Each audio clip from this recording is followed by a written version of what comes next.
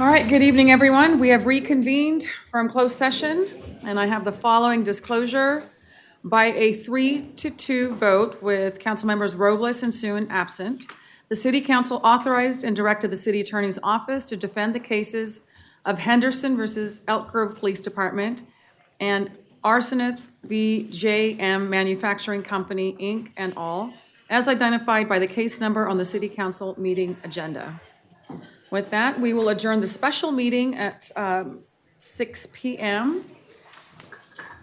And that takes us to, let's see, some noise coming in. All right. I will call to order the parking authority of the City Council of the City of Elk Grove regular meeting. Today is Wednesday, July the 23rd. The time is 6 p.m. And would the secretary please call the roll? Indeed, and thank you for the indulgence. This is a procedural item for our parking authority, which only meets once a month. It's a requirement that we meet once a month, once a year. Thank you. Sorry, once a year, the first meeting in July, and here we are. So thank you for that, City Manager Behrmann. As a note for the service, the City Council serves as the board for the parking authority of the City of Elk Grove, and there is no additional stipend or pay that you receive as your service on this. But with that, I will move quickly through the roll call, starting with Board Member Spies. Present. Board Member Brewer. Present. Board Member Suen is absent. Vice Chair Robles is absent, and Chair Singh-Allen. Present. Excellent. We have a quorum, so we can hold this regular meeting that happens once a year. All right, at this time, I'll open up public comment opportunity. Nobody signed up on this. I'll close the public comment. And it looks like we don't have a presentation. We have a brief item, which is section 3, the presentation of the annual update on the parking authority, but I'll let staff handle that. All right, staff. Good evening. There are no updates to this item. Okay, that was easy. Wish they were all like that. All right, well, I will go ahead and open up public comment opportunity on this. Nobody signed up. I'll close public comment. And at this time, we will go ahead and adjourn. At 6:02 p.m. Yes, they're not always like that. All right. Now, at this time, I will call to order the Elk Grove City Council regular meeting. Today is Wednesday, July 23rd, 2025. The time is 6:02 p.m. Clerk. Thank you, Mayor. This meeting of the Elk Grove City Council will be cablecast on Metro Cable 14, the local government affairs channel on the Comcast and AT&T Uverse cable systems. This meeting is closed captioned and webcast at metro14live.saccounty.gov. Tonight's meeting replays will be on Friday, July 25th at 1 p.m. and Monday, July 28th at 1 p.m. on Channel 14. Previous meetings can be viewed online at the 3Ws, elkgrove.gov or youtube.com/metrocable14. For members of the participating audience who may have personal electronic devices, please place them on silent mode during the meeting or on mute when you are not speaking. The Elk Grove City Council welcomes, appreciates, and encourages participation in the City Council meeting. The City Council requests that you limit your presentation to 3 minutes per person so that all present will have time to participate. City Council reserves the right to reasonably limit the total time for public comment on any particular notice agenda item as it may deem necessary. Pursuant to Resolution Number 2010-24, no individual speaker concerning public comment may address the City Council for more than 3 minutes. If you wish to address the Council during the meeting, you can find a blue speaker card, which can be found at the back of the chamber, and please provide that to our Deputy City Clerk prior to consideration of the agenda item. And with that, one more time, we're going to make a round for the roll call, but this time with our City Council, and starting with Councilmember Spies. Present. Councilmember Brewer. Present. I will note that Councilmembers Suen and Vice Mayor Robles are absent, and Mayor Singh-Allen. Here. Thank you. All right, next up is our land acknowledgement. Assisting will be Councilmember Brewer. Thank you, Madam Mayor. We honor, respect, and acknowledge Elk Grove's first inhabitants, the Plains Miwok, who lived as sovereign caretakers of this land and these waterways since time immemorial. We commemorate and advocate for their descendants, the Wilton Rancheria Tribe, the only federally recognized tribe in Sacramento County, who endure because of the bravery, resiliency, and determination of their ancestors, tribal members, and leaders.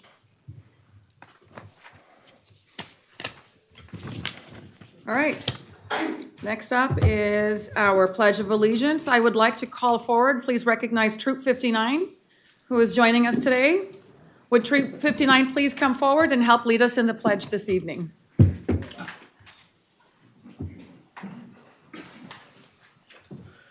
Please join me in the Pledge of Allegiance.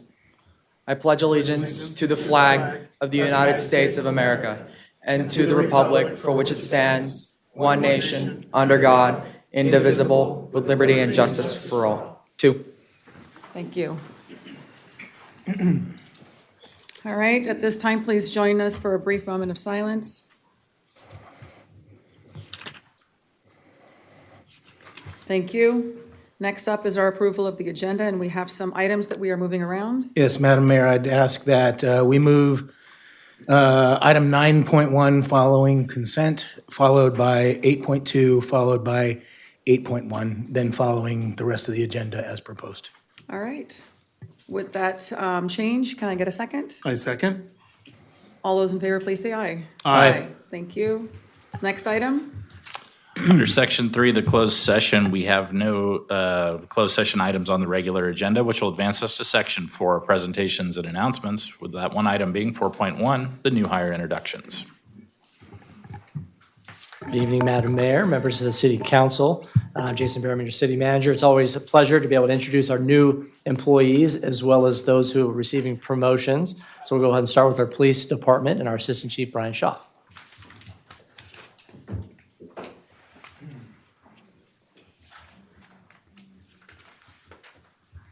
Good evening, Mayor, Council. We have 18 in total. Not all are here, but so we'll get through these.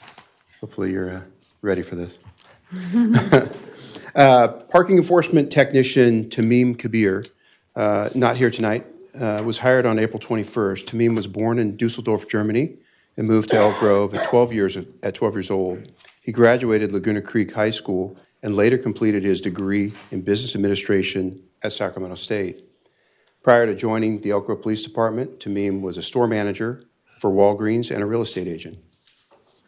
Officer Michael McKee, also hired April 21st. Michael was born and raised in Elk Grove and graduated from Cosumnes Oaks High School. Prior to joining the Elk Grove Police Department, he was a deputy with the San Diego County Sheriff's Office and relocated back to Elk Grove to be closer to family. Now we have some present. Administrative Assistant 2, Anna Scaife, come on up. Anna was raised in Elk Grove and graduated from Valley High School, go Vikings.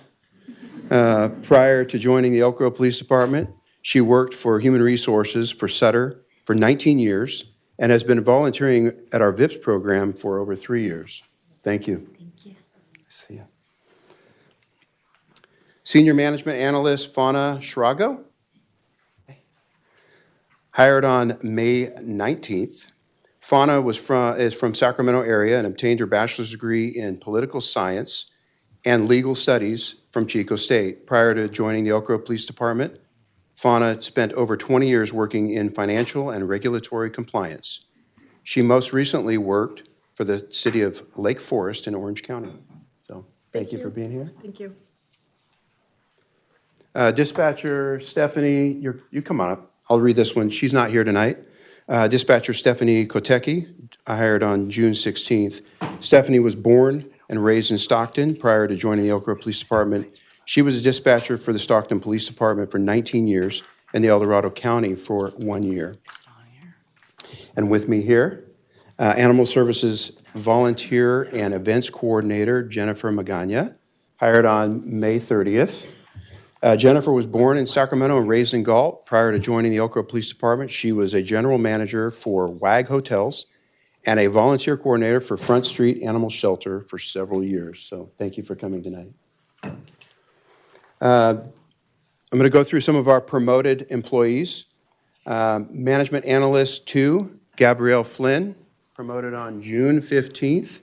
Gabrielle has worked with the Elk Grove Police Department since June 30th of 2014. She's currently assigned to the Professional Standards Bureau, originally from Chicago. There we go. Thank you for coming out. Captain Carlos Vina, promoted April 27th. Carlos joined the Elk Grove Police Department May 15th of 2016. Prior to his promotion, he served as a lieutenant for the Professional Standards Bureau. Carlos currently oversees our investigations and animal services division. So thanks for coming out. Go back to my corner. All right. Lieutenant Jonathan Gong, promoted April 27th as well. John joined the Elk Grove Police Department on April 3rd of 2016. Prior to his promotion, he served as a sergeant in the Professional Standards Bureau and is currently assigned as a watch commander on patrol. So, thank you. Sergeant Yusuf Parker, not here tonight. Yusuf joined the Elk Grove Police Department May 8th of 2006. Prior to his promotion, he worked in patrol and intermittently served overseas with the United States Army. Yusuf's currently assigned to patrol. He's on graveyard. It's no wonder he's not here. Lieutenant Jason Kiersing, promoted on May 18th as well. Jason joined the Elk Grove Police Department on April 5th, 2006. Prior to his promotion, he worked as a motor sergeant for our traffic unit, and Jason is currently assigned to our Employee Resources and Wellness unit. All right, Sergeant Sean McPherson. Sorry, a pregnant pause there for you to come up. Promoted May 18th as well.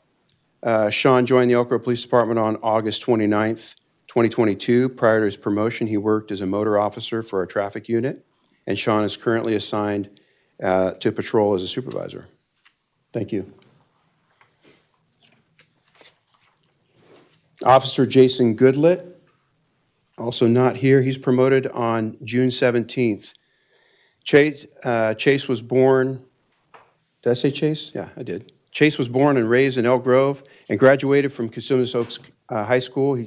Prior to joining the Elk Grove Police Department, he worked for the American Medical Response as an emergency medical tech for 2 years.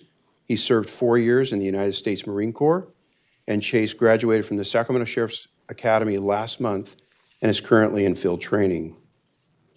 Officer Stephen Ng is here, promoted the same day.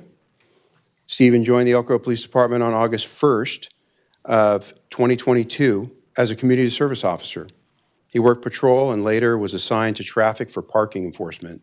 Stephen graduated the Sacramento Police Academy last month and is currently in field training. So thank you for coming out. Officer Dana Vasquez, saw you out there. Yes, sir. Also promoted June 17th. Dana was born in Antigua, Guatemala, and raised in California. Prior to joining the Elk Grove Police Department, she worked at the Los Rios Police Department for approximately 7 years. Dana graduated the Sacramento Sheriff's Academy last month and is currently in field training. Thank you. Appreciate it. Officer Arturo Herrera, promoted on June 20th. Arturo was born and raised in Coachella.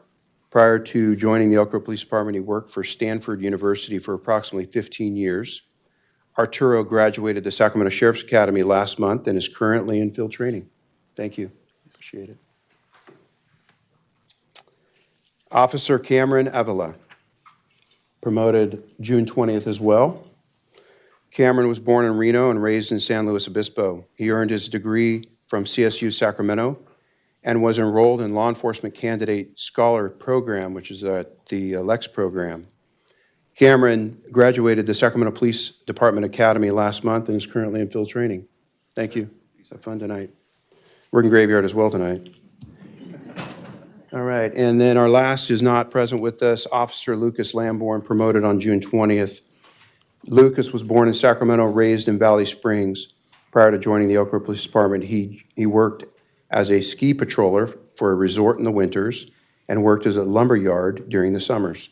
Lucas graduated the Sacramento Police Academy last month and is currently in field training. Thank you. That's all from the Police Department. Short list of 18.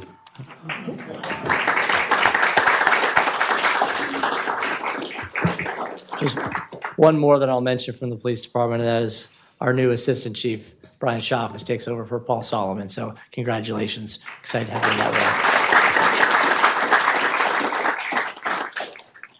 way. All right. I'm going to just briefly, I know I've already introduced Raj Prasad, our new finance director. He's not here this evening. He joins us from most recently the city of Napa. He also worked for West Sacramento as well as Citrus Heights. So great experience, and he's really dove in and is doing a great job. I believe he's with his daughter touring some college campuses. So look forward to having him back. So in his absence, we have Cara Taylor Seaman, who will be introducing her employee for the finance department.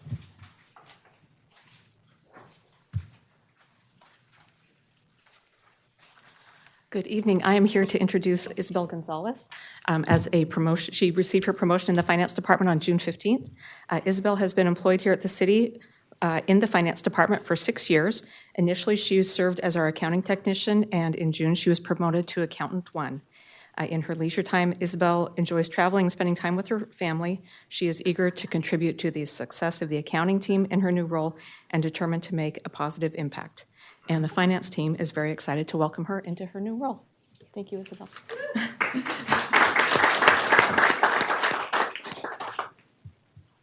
All right, public affairs? No. Economic development. You're right, Daryl. Come on up. Keep you on your toes. Good evening, Council. I am very pleased to welcome Melissa Lasher to the City of Elk Grove. She is our new Economic Development Analyst. Mel, as she likes to be called, joined us on May 19th, 2025.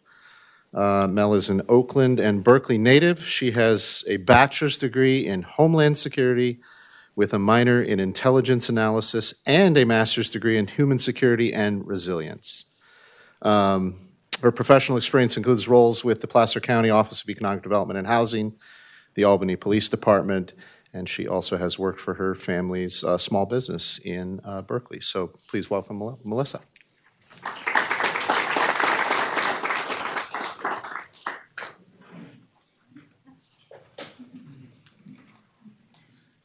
Good evening, Kristen Nelson with the Public Affairs Office, and I'm pleased to introduce to you Josh Armstrong.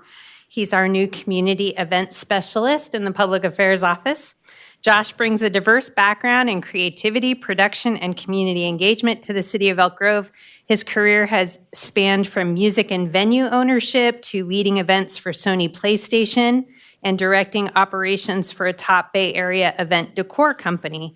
Most recently, he managed citywide events for the city of Lincoln and now applies his expertise to Elk Grove, blending creativity, logistics, and public service to benefit the community outside of work.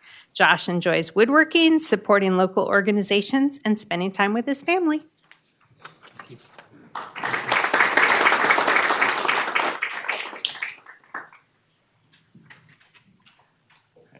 Good evening, Mayor, Council. Christopher Jordan, Community Development Director. I'm not here this evening, unfortunately, is Jennifer Johnson, the first of our new hires as we make the conversion from consultant to in-house staff in the Development Engineering Group. Jen comes to us from the city of Sacramento, where she was there for a long period of time running their development engineering group.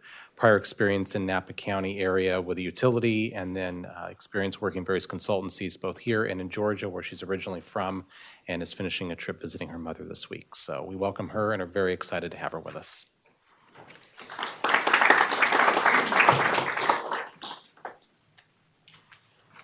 Good evening, Mayor and Council. Jeff Warner, your Public Works Director. Happy to be here this evening to present our new hires and promotions. First is someone who's not here with us, but Maxwell Hines is a maintenance technician hired on April 7th, 2025. Max worked in the fuel industry for 10 years and has held several different positions, such as service technician and compliance testing technician. As his family started to grow, he looked for a career that allowed him to spend more time with his family, and he's thankful to have landed here in the city of Elk Grove with our drainage maintenance team. He's interested in being an involved dad and husband and is expecting a new baby any day now. That's a theme you'll see here a little bit. Next up is Freddie Gallardo. He's our new fleet supervisor. Freddie, congratulations. Thanks for being here with us. He has over 30 years of experience in the automotive and heavy equipment industry, including nearly 2 decades in public sector fleet management. He's worked in fleet management with the County of Sacramento as well as UC Davis.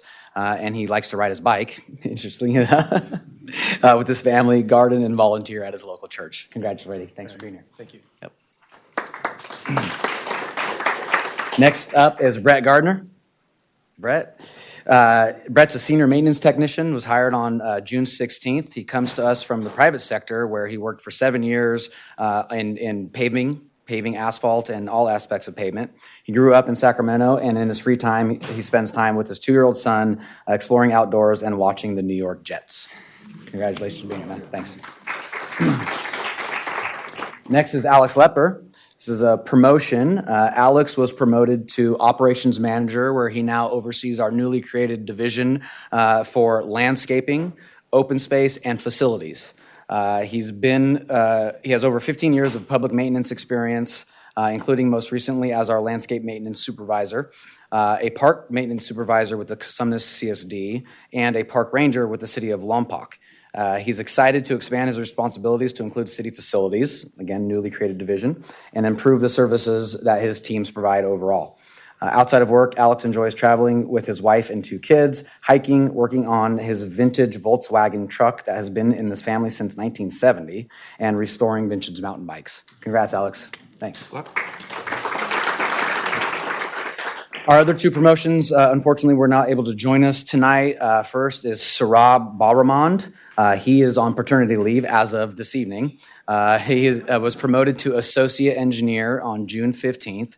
He initially interned with the city's operations and maintenance division as a consultant while attending Sac State. After graduating, he went to work for an outside engineering firm and then finally made his way back here to the city of Elk Grove as an assistant engineer. And after 2.5 years of hard work, he's been promoted to associate engineer. He enjoys traveling and spending time with his family and is officially on paternity leave again starting tonight. Krista Guzman was promoted to associate civil engineer. He couldn't be here due to a family commitment. He also was promoted on June 15th. He joined us over a year ago and recently achieved his professional civil engineering license, leading to his promotion to associate civil engineer.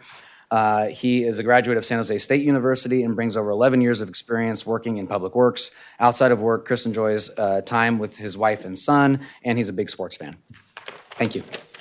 All right. Let's do an enthusiastic round of applause for all of our new hires and promotions. Congratulations to everyone. Thank you. All right, next is our public comment. At this time, I will go ahead and open up the public comment opportunity. We will start with Eileen Conwell, followed by Mel Scott.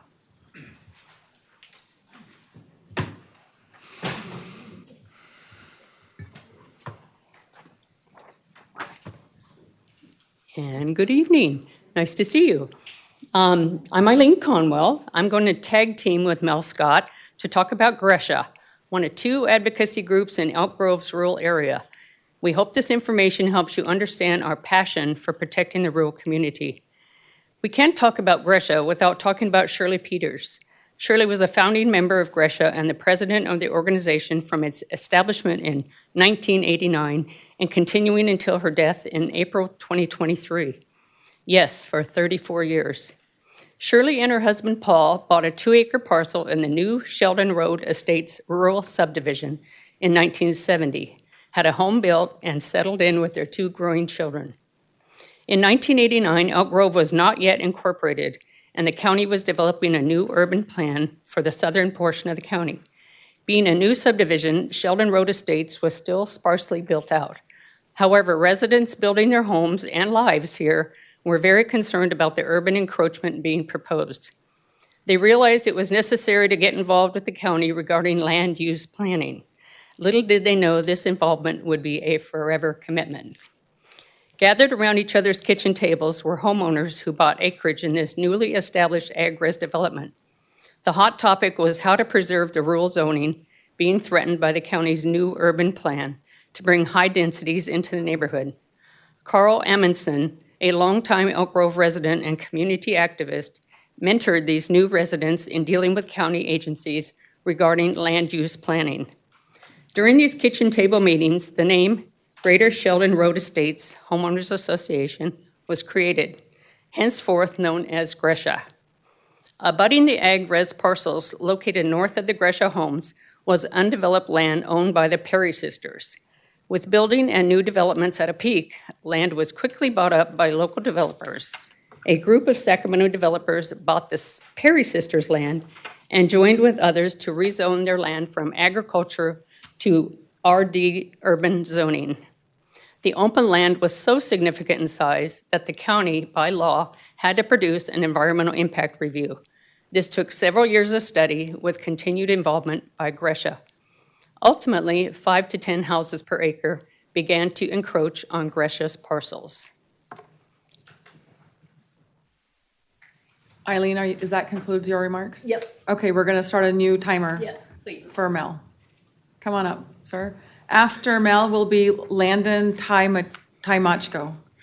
Thank you. I'm going to continue on.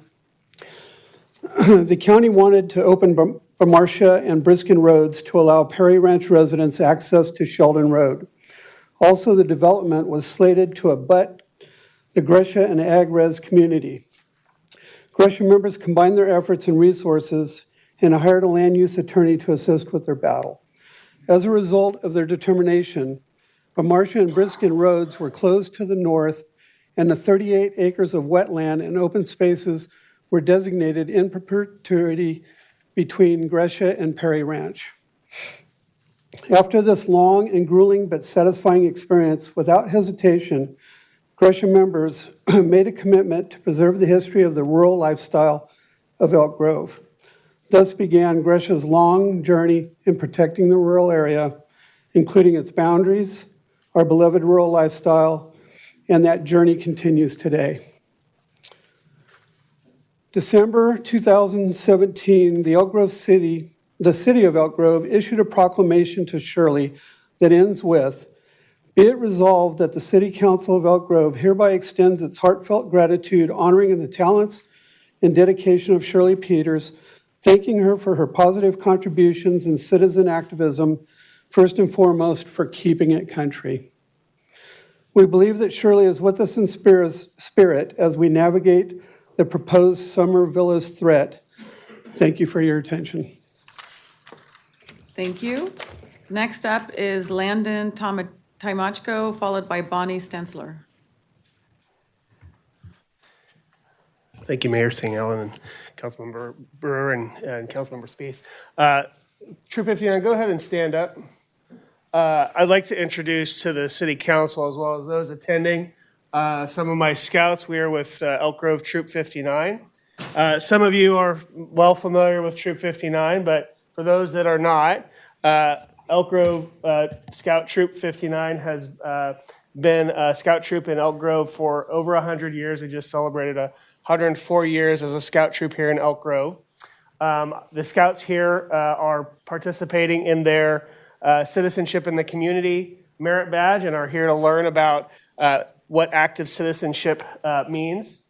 One thing that I would like to just bring to attention is that recently our troop went to summer camp, and we went to summer camp with almost all of the troops of Elk Grove. So there were 4 of the 5 Elk Grove troops that recently went to Camp Royane over in the Bay Area, and we definitely demonstrated our Elk Grove pride. So Troop 255, 288, 118, and Troop 59 all brought Elk Grove to Camp Royane, which, by the way, also just celebrated 100 years as a scout camp, so quite a legacy.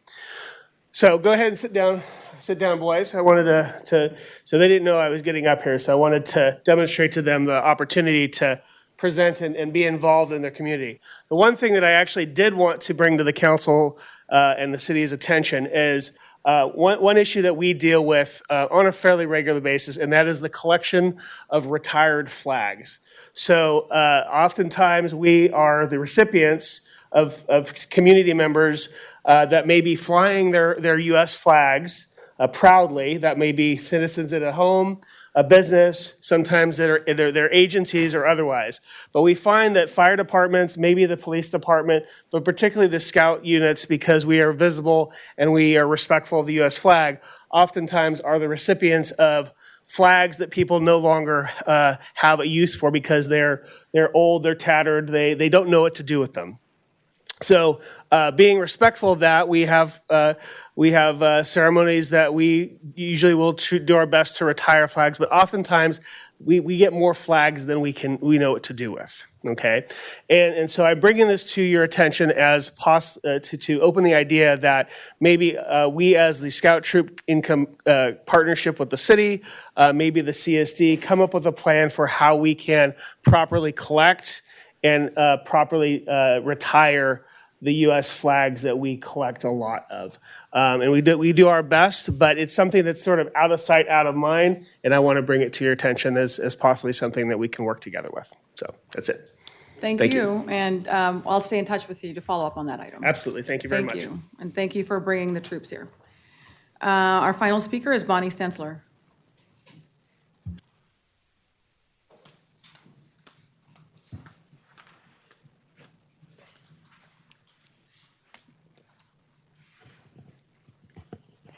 Good evening, Mayor, council members, city manager, and our clerk, and our assistant police chief. Welcome. I'm here tonight with a couple of my Glenbrook lady friends, my best friends, Karen Dorn and Marian Almeida, and we're here to personally invite you to our National Night Out festivities on August 5th. Our Glenbrook community really looks forward to this event each year.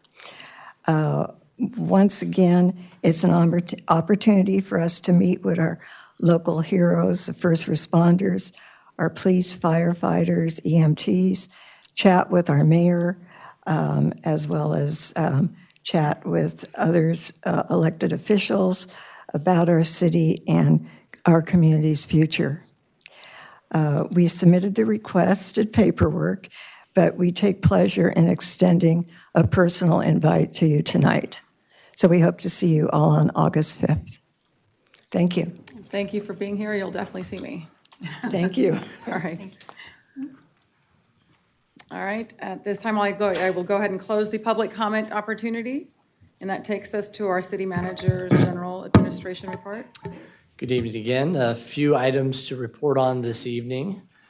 First, we're excited to announce that 16 startups are advancing to the semifinals of Pitch Elk Grove 2025. This year's competition set a record with 70 applications, and for the first time, a San Joaquin County-based startup is among the semifinalists, showcasing the event's growing regional reach and impact. The finals will take place at District 56 on September 4th. Registration is free. It can be at elkgrove.gov/pitchelkgrove. The city's Disability Advisory Committee is currently accepting nominations for their Above and Beyond Awards. This award program was started in 2007 to recognize individuals, businesses, and organizations that go above and beyond for individuals with disabilities in our community. If you know someone deserving of this recognition, submit a nomination online through the city's website before Tuesday, August 12th. The award will be presented at a city council meeting in October.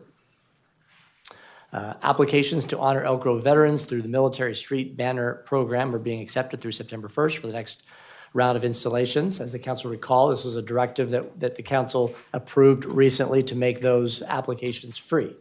And so for the first time, we'll have a free banner installation available to all honorably discharged service members who reside in Elk Grove or resided in Elk Grove but may now be deceased, or those who have had involvement with an Elk Grove service organization or attended an Elk Grove high school. The city's website is available for additional details. From limited time specials to creative anniversary themed offerings, Elk Grove businesses are helping us mark 25 years of cityhood this month by offering special deals through July 31st. There's some information about this on our website. And just a reminder that the draft community participation framework that we talked about is available online for members to make comments on, and that will be through the end of August. And that concludes my report. Happy to answer any questions that the council might have. Any questions? I do, actually. Yes. And I could actually be criticized for maybe not holding this till later, but I wanted to say this when everybody was in the room and listening early. We were all lucky in the last couple of days to get some information, some kudos, some appreciation from residents and actually from visiting folks. There was a comment that someone had left on our public line related to about how impressed they were with our planning department and with the general cleanliness of the city. And the gentleman went on and on about how it's not that way where he comes from in Southern California. And so he wanted to make sure that we expressed appreciation to staff for that as well. Also, I had a conversation actually with a leader of another scout pack recently, scout troop, sorry. And it just came up in conversation. I wasn't fishing for information, but part of the reason for being in that was discussion about homelessness and homelessness encampments.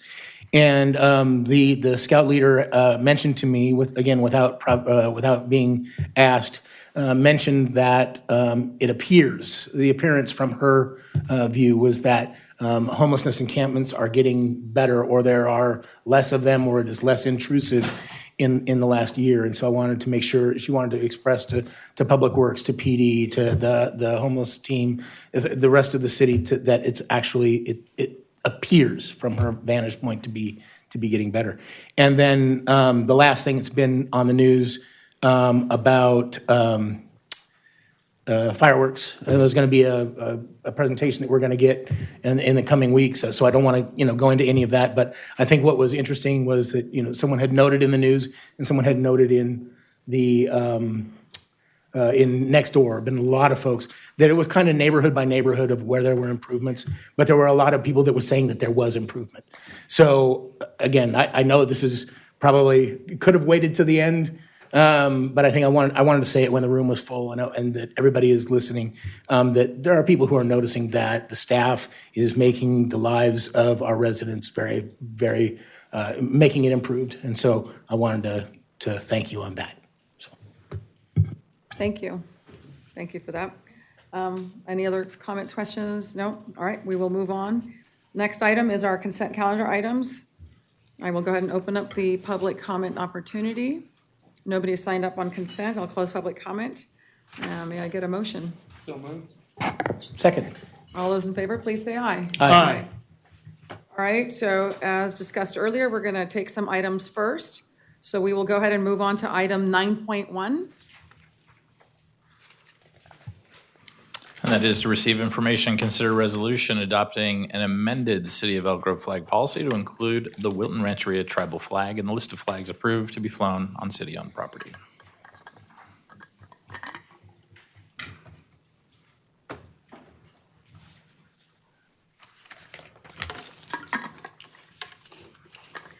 Good evening, Mayor and council members. My name is Femi Omotesho, Management Analyst in the City Manager's Office. And this staff report is for council to receive information and consider a resolution adopting an amended City of Elk Grove flag policy to include the Wilton Rancheria Tribe Flag in the list of flags approved to be flown on the city-owned property. To give a little background information, in September 2019, the Elk Grove City Council adopted a flag policy guiding the types of flags allowed to fly at city facilities and on city property. The original policy allowed the following flags to be flown: the national flag of the United States of America, the official state of California flag, official flag of the City of Elk Grove, prisoner of war, and military flags flown at District 56. On May 25, 2022, the city's flag policy was amended to allow for the display of the Progress Pride flag to commemorate the observance of Pride Month during the month of June each year. The Wilton Rancheria Tribe made a request to the city to fly the tribal flag in front of the city hall.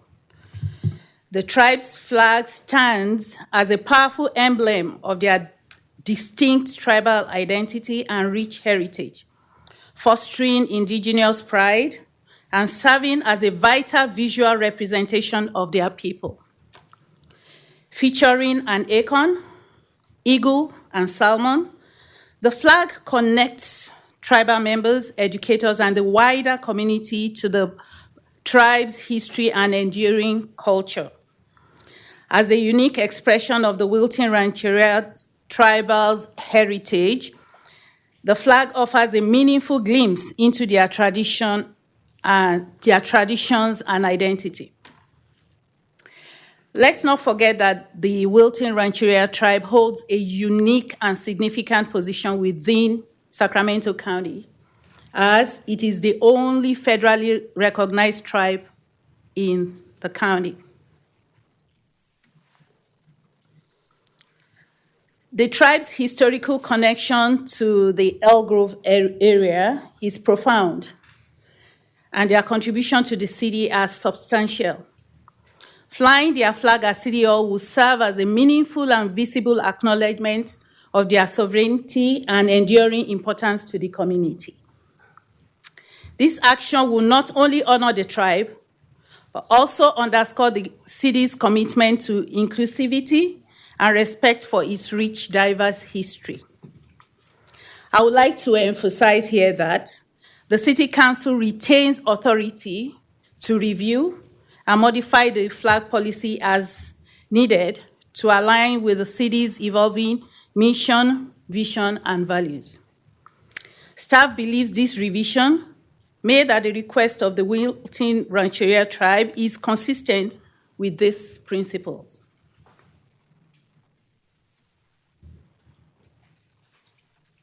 If approved, the flag will fly year-round in front of City Hall at 8401 Laguna Palms Way. The flag will fly on a new 25-foot flagpole and installed near the current flag, the flag of the United States. The new flagpole will be shorter than the U.S. flag, and with the height, aligning with the height of the existing shorter pole, which currently displays the City of Elk Grove flag. The flag raising ceremony will occur in November during the Native American Heritage Month. The fiscal impact. This action will not generate a significant fiscal impact, as staff anticipates the cost to not exceed $10,000. Cost to purchase the flag and install the flagpole will be absorbed within the existing city budget.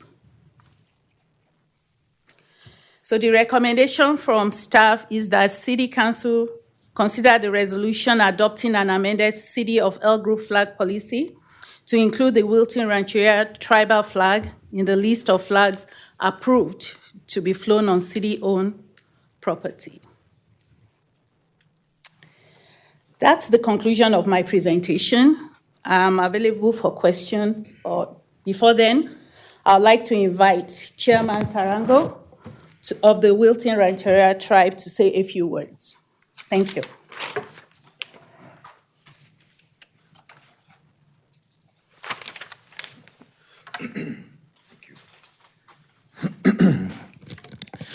Good evening, Mayor, council members, and members of the community of Elk Grove. Before I get going here, I just want to say that this isn't something I think that, maybe some people out there in the community think that this was thought of last week and we're doing something. This is something that we've thought about for a long time. It's something that I think has been needed. And again, I think people know here in the city that we're a people that things happen when they are intended to happen. And so for that, we're happy to be here today. But again, my name's Jesus Tarango, the proud chairman of Wilton Rancheria. And I want to thank everybody for giving me a few minutes to speak tonight, again, about something that means a great deal to my people. And I think even more importantly, our community. Raising our tribal flag at City Hall may seem like a small gesture, but for us, it's an incredible, meaningful thing. This land is where our people have lived, walked, and taken care of for thousands of years. It's our home, and it always will be. On our flag, you will see prominently the acorn, the eagle, and the salmon. And as flags, when they're created, what they're supposed to represent, It's that identity. It's the history, right? It's that education to other people. The acorn symbolizes the nourishment and the self-sustainability of my people. For generations, it was our main food source in this region. The eagle embodies wisdom, vision, and the ability to see forward and to see through adversity and to rise above challenges. It reminds us to lead with clarity and strength. And the salmon speaks to our connection to the rivers, to adaptability, and to the long journey home. Salmon live in both fresh and salt water, making their way upstream against all odds. They teach us about determination, change, and the importance of caring for the earth. If we take care of the land and the rivers, they will continue to take care of us. Together, these elements are a reflection of values that remind us to live in balance, to honor our identities and traditions, and to be good relatives in today's world. In closing, I'd like to specifically call attention to the symbolism of flying the tribe's flag next to the California state flag and those other flags. It shows that Elk Grove recognizes us as equal partners, that our sovereignty matters, and that the tribes deserve a seat at the table alongside state and federal governments. We're grateful to the city for taking this step. We hope that other cities take notice and follow Elk Grove's lead in recognizing the importance of including tribes in visible ways. And again, some people they won't get mad at me for going a little off script. But again, I want to say deeply from the bottom of my heart, as a young boy, I always knew who I was. I always knew. It was embedded in me through my mother, my father, and the teachings of my grandfather and other elders. And I will say that I was very fortunate to be educated in that and where I came from and who we were, but not everybody's given that same opportunity. And I think that when people think about flags, I think there's always a call to people to say, well, not above the U.S. flag, right? I'm here to remind people that if you think about what your flag means to you, ask me what my flag means to me. And I'm pretty sure we'll have the same answers as to what goes into that flag, what it represents, and the meaning behind that. And again, I'm one of those people that I say we have more in common than we do different. And I would welcome any conversations with people if they want to talk about what this means to us. And it's not about saying that we're better than anybody, because we're not. But we all come from this land, and it's a way for us to teach our community about the significance and the importance of the biggest community partner to the city, which is my people and our people. And with that, I just want to say again, it's a beautiful day. I hope that this happens. Talking a little bit about making our own history here, if we decide to do that in November, that's something that for generations our community could come together and see those flags fly in that ceremony or whatever it may be. But that's what my vision is, to be an old man one day and to see that happening, and to see it should have been something as it should have always been that way. But that's okay. We're not here to talk about that here. We're here to talk about what we're doing now, as it is in our own power, right? We create our own reality. And so with that, again, I appreciate you guys letting me go a little bit longer than my 3 minutes or what you may give, but this is a big day, not only for my people, not only for the city of Elk Grove, but also a time that our country needs right now, right? We're all the same. We're all here for the same reason. So with that, in closing, it's an honor on behalf of my people and my nation to be here today, and we pray and hope that we see this through. Dongi Gomo. Thank you, Chairman Tarango. At this time, I will go ahead and open up the public comment opportunity. I do not have anyone signed up to speak on this item, so I will close the public comment opportunity. And Chairman Tarango, I see you. I see the tribe and your amazing contributions to not just our city, our entire region. We recognize your sovereignty, and I proudly support having the tribal flag fly here in our city as the original inhabitants. This land is our land. It's your land. And I continue to learn from you. You have an amazing way of sharing your wisdom. And that's probably why you're the chairman. But I want to thank you. Thank you for your friendship, your partnership, and your continued guidance and mentorship on this issue. I will, council colleagues, I'll look to the left. Thank you, Mayor. Good evening, everybody. I still remember when our city was working with the Wilton Rancheria on the gambling compact. And during that time, the Elk Grove community came out in force talking about how the Wilton Rancheria was part of the Elk Grove community, how deeply embedded the Wilton Rancheria tribe was in our community. And so I see this as a great step forward and just a further acknowledgement of the fantastic relationship the city of Elk Grove and the Wilton Rancheria tribe have. So this is not something that this council or this city takes lightly. I mean, we've had many discussions about flags and what can be raised, as the staff report mentions about the pride flag. And so this is a big deal, but I also think it is definitely appropriate with the Wilton Rancheria tribe acknowledging that partnership, that kinship that we have. So I'm happy to support it. It's good to see you, Chairman. Councilmember Brewer. Thank you, Chairman Tarango. And I appreciate you, and I appreciate your words that you provided to us tonight. Because every time the conversation involves sovereignty, the role of the Wilton Rancheria in Sacramento County and in the history of Sacramento is undisputed, period, full stop. But when we talk about raising the flag of the Wilton Rancheria, it affirms our partnership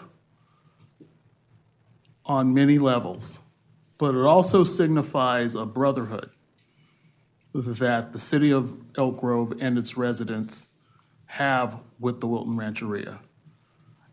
And it's something that we have known for many years. But I think as we talk about raising the flag here at city-owned property, it also reaffirms who we are as a community, but it also strongly reaffirms the Wilton Rancheria as a sovereign nation. And that's something that we should all take pride in and all be very aware of, because not every community has that strong relationship with their nation of the first man. They just don't. And for us to make that affirmation through this significance in amending our flag policy is one in many steps that we are doing as Elk Grove. And why a lot of people from outside of Elk Grove, when they hear about Elk Grove, they take a step back and they really, really speak not only in platitudes, but they talk about that's how my community should be. A lot of communities throughout California are getting there, but I like how when we're faced with those questions, we never blink. We never stutter. We never pause, because we recognize that significance of being our brother and sister's keeper. We recognize the fellowship that we have and that we continue to have.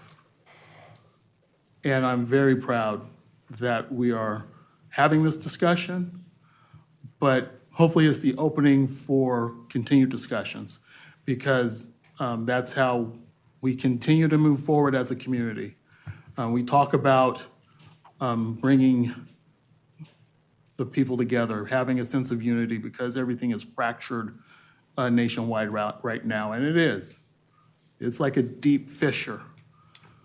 But if we could play a little role and showing people how we can operate, how we can handle, and how we can love each other and treat each other as fellow human beings.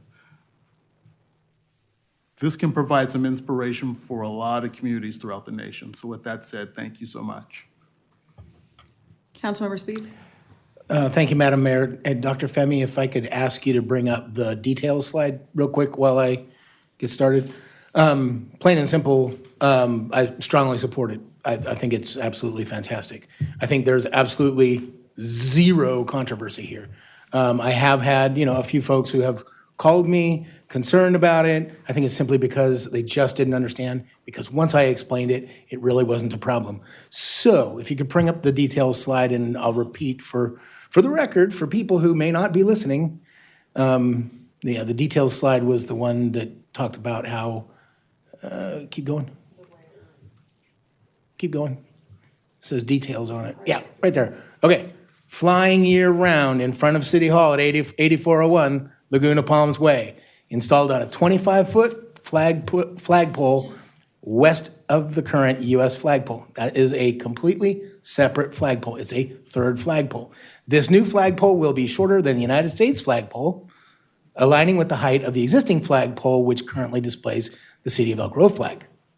Okay? And then, of course, the flag raising ceremony. There's zero controversy here. Anybody has a problem, give me a call. We'll talk about it, but I approve it, and I'm certainly happy to make the motion. Yeah, and second, thank you. This is the moment where I'm reminded with Chairman Tarango's comments that the time is always right to do what is right. So I'm so proud of our city getting here today. So we have a motion and a second. All those in favor, please say aye. Aye. Thank you. All right. Let's see. We were going to 8.2. Is the applicant here for 8.2? Perfect. Okay. And we'll continue our agenda hopscotch to 8.2. So public hearing to consider actions relating to the Elliott Springs Village 3 project and various actions as will be detailed by staff. Good evening, Mayor Singh Allen, members of the Elk Grove City Council, Antonia Ablog, Community Development, here to present to you item 8.2, which is the Elliott Springs Village 3 project. Please bear with me. This project does have quite a bit of moving parts that I'll explain for the council and the audience here tonight. This project consists of an addendum to a previously certified environmental impact report, an amendment to the existing Elliott Springs Special Planning Area to accommodate changes within Elliott Springs Village 3, a development agreement amendment to modify the terms and conditions of the Elliott Springs Development Agreement, a tentative subdivision map, conditions of approval amendment, and a tentative subdivision map, a new tentative subdivision map for Elk Grove Springs, or Elliott Springs Village 3, and that map includes subdivision design review. The project is located at the corner of Waterman Road and Bond Road. It encompasses approximately 230 acres. There is a 74-acre open space preserve at the north end of the project. Construction of this new residential neighborhood began approximately in 2021, and a number of single-family homes, a park, and drainage facilities have since been completed, and residential construction and construction of a new park continue today. The project is located in the Elliott Springs Special Planning Area. This is a special planning district that encompasses this new master plan community. We are looking to amend that tonight in coordination with the development team. The SPA amendments include updates to acreages based on final maps that have already been approved for that subdivision, a reconfiguration of the village core, and I'll get into that later on in the presentation. The village core would result in 21 additional patio home lots. Those are the types of lots they have in Village 3, which is an age-restricted portion of this community. Along with that reconfiguration of the village core would be updated standards for pedestrian connectivity within that Village 3 age-restricted portion of the special planning area. We would also clarify some of the setback standards in that village, and also provide new parking standards for the Village 3 core, which is where the clubhouse and community amenities for that age-restricted portion of the community would be. As I mentioned, Village 3 is the age-restricted portion of the Elliott Springs development. It will be developed out with what they are calling patio homes. It's a unique style of development, and there will be a lot of interconnected pathways and corridors throughout that community, so that the residents can get around through the community and visit neighbors, and also have a pedestrian path to the village core, which will be where the clubhouse and amenities will be. As I mentioned, there will be modifications to the Village 3 core. You can see the existing special planning area design on the left side of your screen, and what is proposed on the right side of your screen. The original plan called for both a community clubhouse with community recreation facilities and what they called a lodge facility. The lodge facility was to be dedicated for assisted living type units versus the independent type living units. Again, that was proposed by the original developer. Elliott Springs acquired this property sometime after approval, and their focus now is on the proposed site plan, which is really focused on the clubhouse and community recreation facilities. As you can see on the right, that community clubhouse actually is going through the formal design review process at this time with the planning department.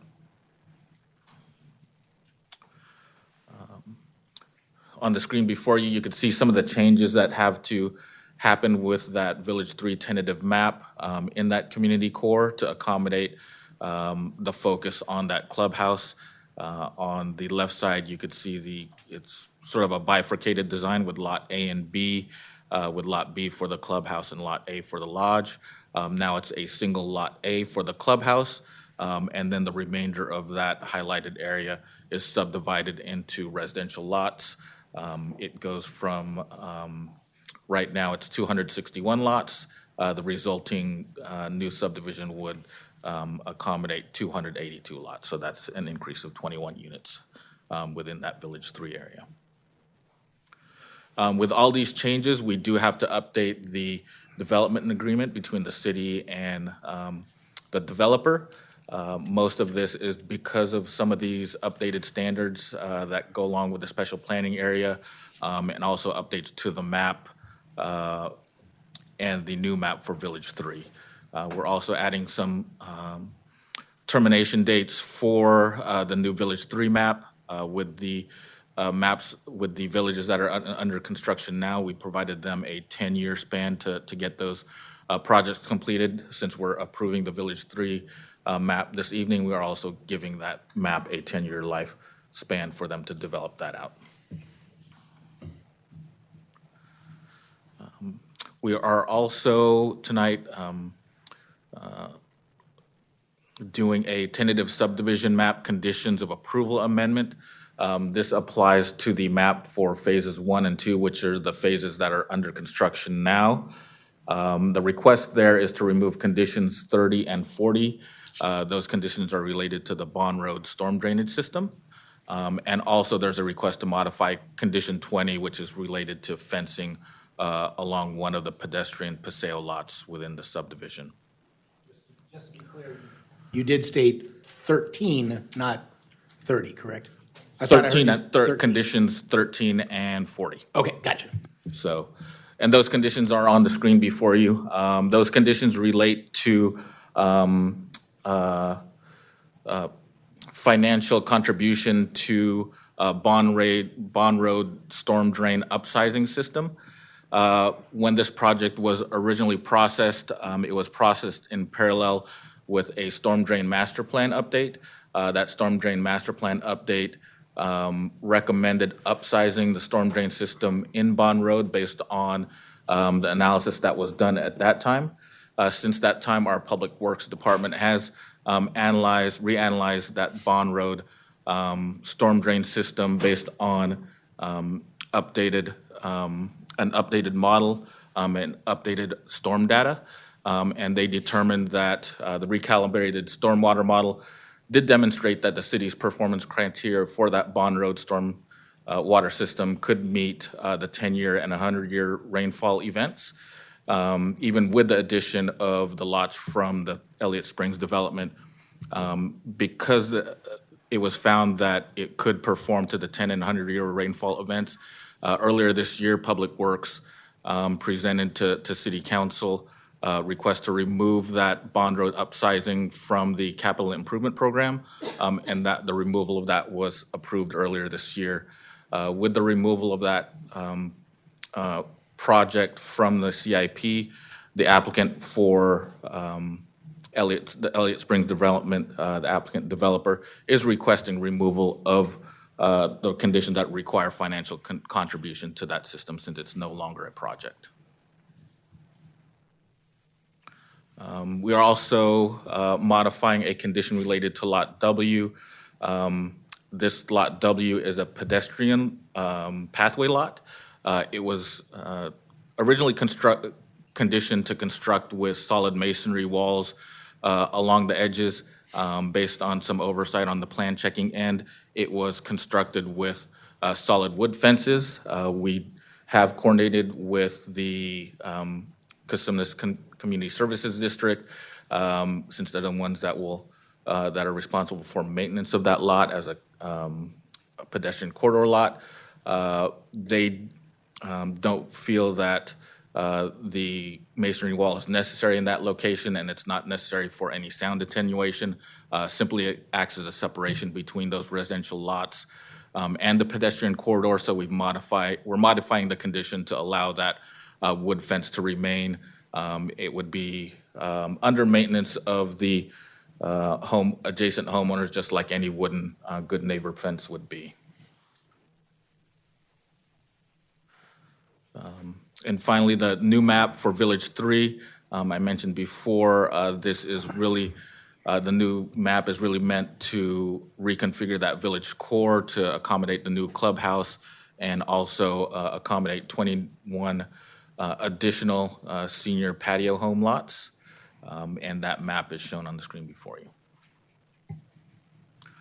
This project was heard by the Planning Commission on its June 19th, 2025 meeting. They voted unanimously to recommend approval by the City Council. As far as environmental review, staff did coordinate with our consultants to complete an environmental impact report addendum. That addendum determined that the project would not result in any conditions that would require the preparation of a new or subsequent EIR, and did not require any revisions to the existing mitigation measures to carry out the project as modified before you tonight. Staff does recommend that the City Council adopt the addendum to the Silverado Village Special Planning Area Environmental Impact Report, which is now known as the Elliott Springs Special Planning Area, and also recommends that the City Council approve amendments to the Elliott Springs Special Planning Area, amendments to the Elliott Springs Development Agreement, amendments to the Elliott Springs Villages 1 and 2 tentative map, conditions of approval, and approval of the new map for the Elliott Springs Village 3, all based on the findings and subject to the conditions provided in the ordinances and resolutions that are provided in the staff report. That concludes my presentation. I'd be happy to answer any questions, and the development team is in attendance tonight also, should there be any questions for them. Thank you for your presentation. I will declare that the public hearing is now open and invite the applicant if you wish to speak.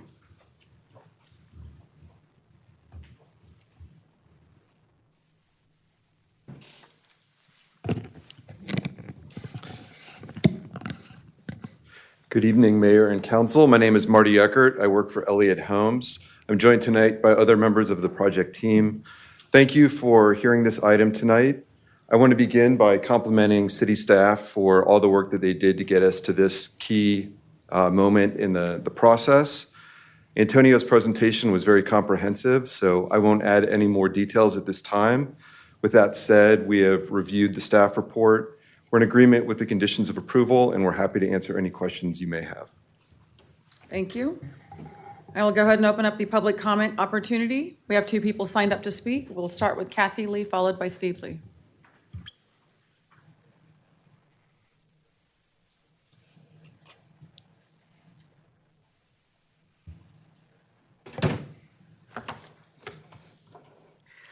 Good evening, Mayor. It's been a while. Hope you guys are all having a good summer. If you don't know, my name's Kathy Lee. I'm from Quail Ranch, the neighborhood that abuts the Elliott Springs development to our east. Our neighborhood has followed this project since its original inception in 2005. We have a lot of time and effort invested in this project. Elliott, I want you to know, has been an excellent partner. Together through many meetings, many disagreements, many modifications, we now support Elliott and we congratulate them on working cooperatively with us and providing a diverse housing option for Elk Grove. But we do have an issue with one aspect of the project, and we share this with you for informational purposes only. But in this age-restricted area, we want them to get all the amenities this project has listed. And what I'm speaking to is part of the project that's already done that connects Quail Ranch to Elliott Springs is a walking paseo, a place where you can go from one neighborhood to the other so that we are not separate neighborhoods. We can gather together. This paseo, and there's a picture of it in the staff report, shows a very lovely paseo with green trees, grass, flowers, very pretty. What we got was a rock garden. Literally, they paved the area and they threw down some rocks and a couple of boulders. There's no sprinklers, there's no grass, there's no trees. It is a steaming hot mess to walk that block. The heat just rises. So, of course, the staff report says that the landscape will be comparable to the trail system within the balance of the community.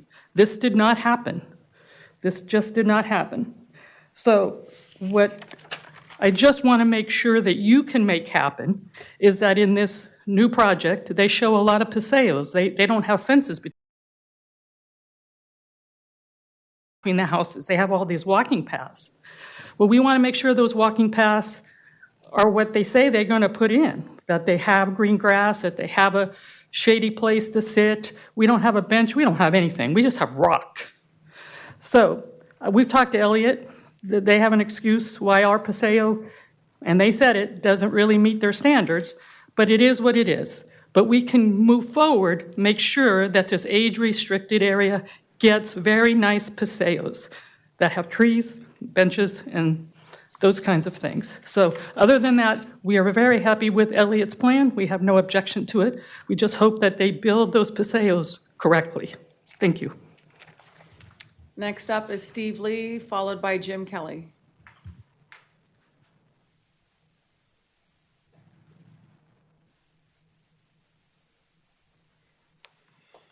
Hi, everybody. Everybody doing good? Okay.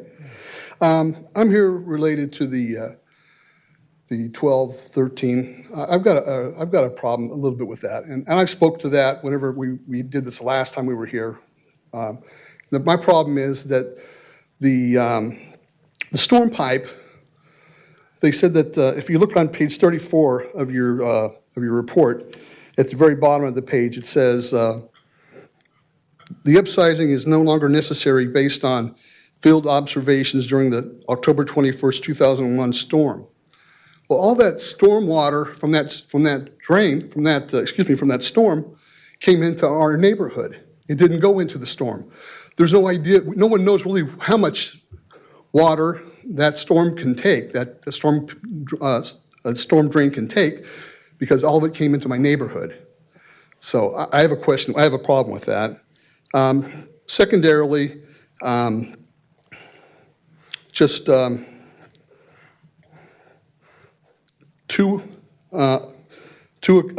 have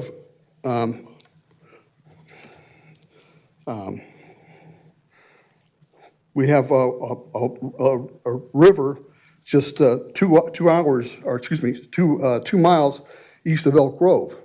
And if you're paying attention to what's happening in the news with Kerrville, Texas, the water there rose 30 feet in less than 3 hours. If we have something like that to happen, and the river I'm talking about doesn't have a dam to hold the water back, if we have a huge storm like that, Elk Grove is going to be in some serious trouble. My problem, or my question for you is, do we have a warning system here in place in town? Do we have an emergency director in town? Do we as a city have a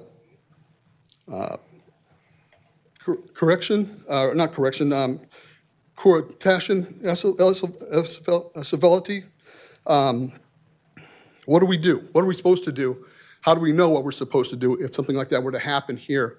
I don't think there's anything like that that's been brought up, and I wouldn't know what to do if we have something like that.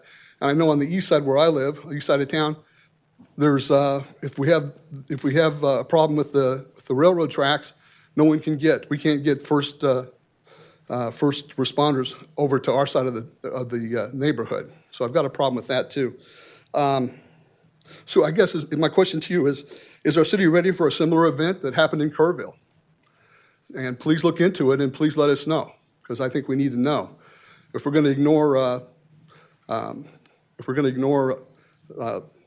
climate problems, we need to know what to do. Okay? Thank you so much. Thank you. Next up is Jim Kelly.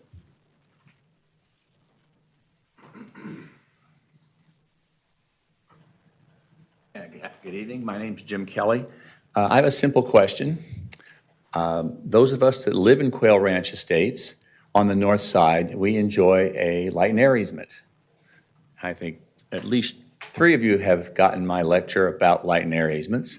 It's ludicrous that we have them because they aren't real light and air easements. But what they do is they prohibit us from building within 50 feet of our north property line. The subdivision that you're about to approve abuts the exact same property that caused our light and air easements to exist. Does this Elliott Springs Ranch take into account the rural nature of the Campbell Road Estates? If it does, why doesn't it have a 50-foot light and air easement?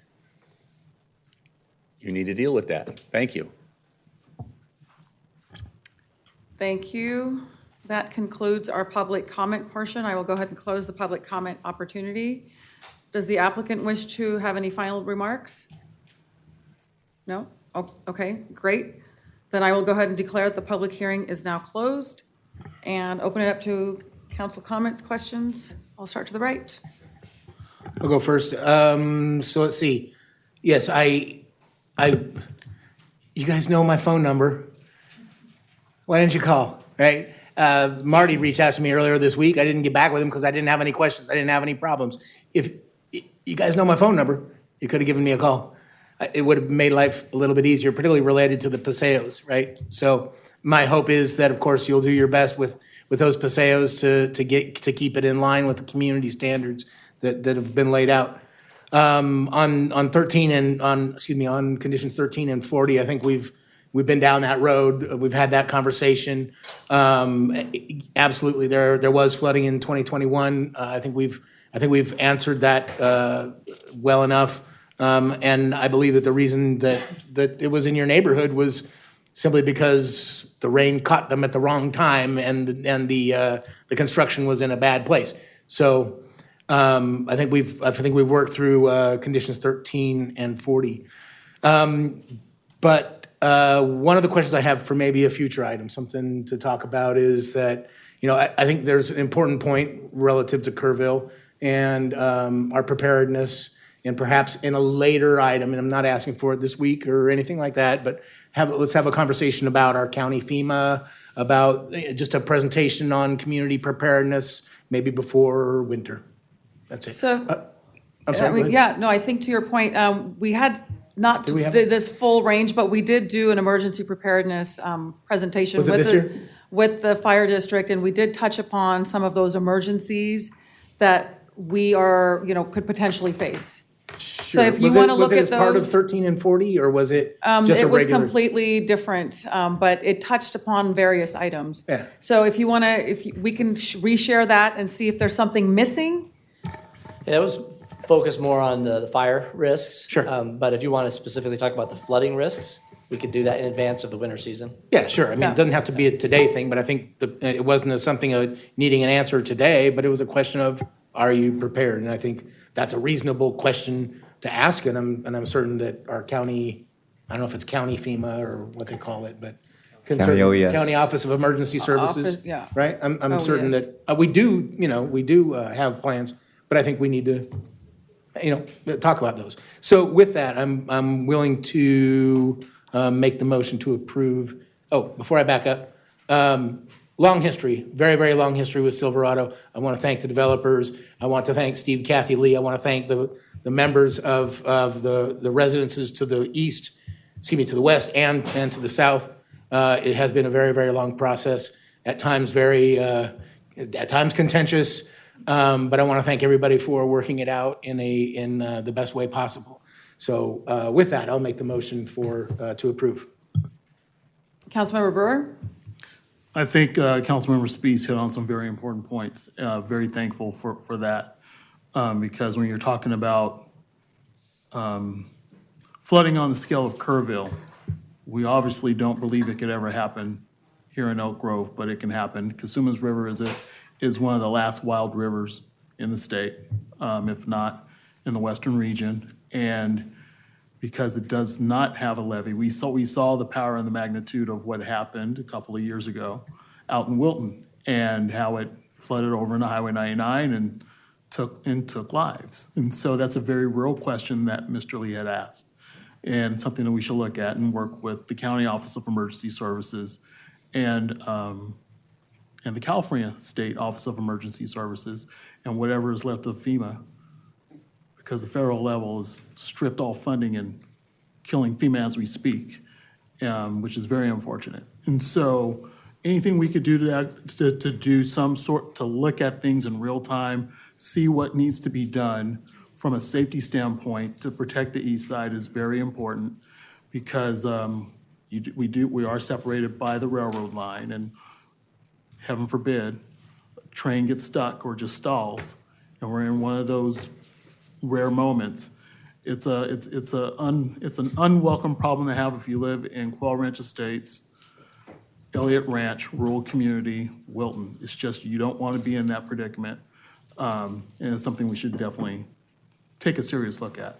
On the overall scale of conditions 13 and 14, we had those discussions earlier this year. We sat in a couple of workshops over at Elk Grove Elementary School. The city staff, the applicant, the community leaders, all were there in one room. It was a very good discussion, spirited discussion, not an easy discussion, but it was held. The city had a great explanation on why those conditions were offered, and I feel very comfortable with those decisions that our city staff made, because it wasn't done flippantly. It was done consciously and done with a lot of teamwork and a lot of collaboration, and it was done in the spirit of doing what was best as this new development was being created. And for the overall work, speaking to all sides over these past few months, this is nothing that is new to us. We were expecting this to happen. It's here, and I'm very comfortable with making the second of that motion for tonight. Thank you. Councilmember Suen? Thank you, Mayor. I think I'll start with the comments about the flooding, because coincidentally, why I'm late is because for my day job, I just came back from the National Association of Flood and Stormwater Management Agencies, their annual conference in Chicago, where we heard from the Assistant Secretary of the Army, FEMA, obviously lots of representatives from Texas, Charlotte, us, of course, California, national again. So we talked about Kerrville, and so that, I'll just briefly say the circumstances around Kerrville are very different from hydrology and hydraulics. So, but I do understand the concern. So I just wanted to add to what Councilmember Spees and Councilmember Brewer were talking about. Annually, our state, California, does Flood Preparedness Week. So it's in October. So during that time, I think it would be great for us to participate, and it's self-led, and so I know Mr. Werner has done some things in the past, and so we could do another thing where we're educating our community on. We do have, to Mr. Lee's point, we do have our own local EOC, and we have officers in those roles with the standard emergency management system, so we can educate the public on that. So anyway, that's part of it. For the tentative map, the only thing I would add is, and if the applicant is amenable, I appreciate that the maintenance of that fence and that paseo is going to be locally maintained, but I think for the sake of the residents in the future, it would be better off to have that fence be HOA maintained. Right, because as time goes on, the HOA might tag you for it, but the homeowner might take their time and not do it, and the fence could look pretty ugly. So I think putting that. Did I miss something? Did we lose the paseo entirely, or? No. So Okay. where the paseo with the fence correction that Antonio was describing is in a portion of the project that's not subject to an HOA. Whereas Village 3 will have an HOA, but that's not the paseo we're talking about. Oh, okay. So this area is not part of the HOA at all. Then this is in Village 1, and so there is no HOA within that village. So only part of this community is going to have an HOA? Village 3, because it's a gated neighborhood, will have an HOA because it maintains the streets, the fencing, the paseos that are within that village, open space amenities, the clubhouse. The paseo that Antonio is referring to with the corrective action regarding the fencing, it's up near the model home complex. It's on Elliott Springs Drive, about halfway up from Bond. And in that area, that particular area is a traditional single-family neighborhood. It does not have an HOA to provide any sort of maintenance.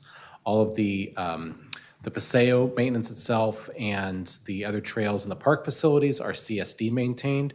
In this case, the fencing is on the homeowner's side, and so therefore the homeowner responsibility to maintain, not the district.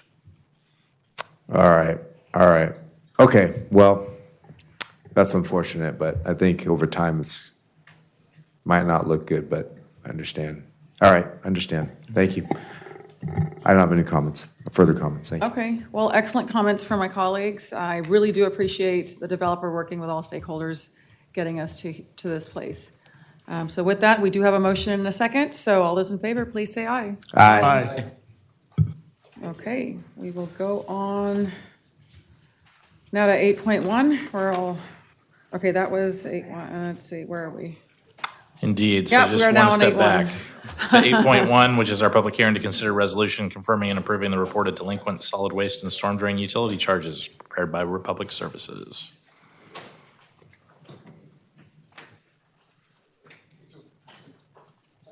Good evening again. I'm Kara Taylor Seaman, the finance manager here at the City of Elk Grove, and I'm here tonight to bring to you the Republic Services Delinquent Utilities report.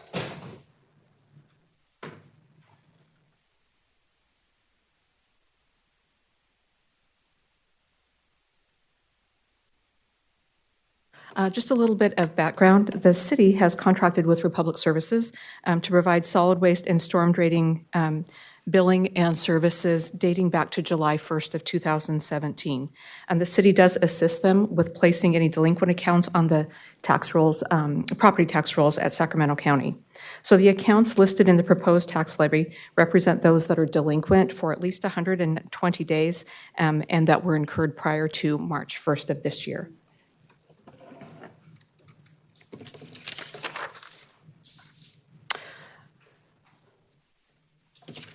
Each year, Republic Services, or on June 20th of this year, Republic Services notified delinquent account holders of tonight's public hearing.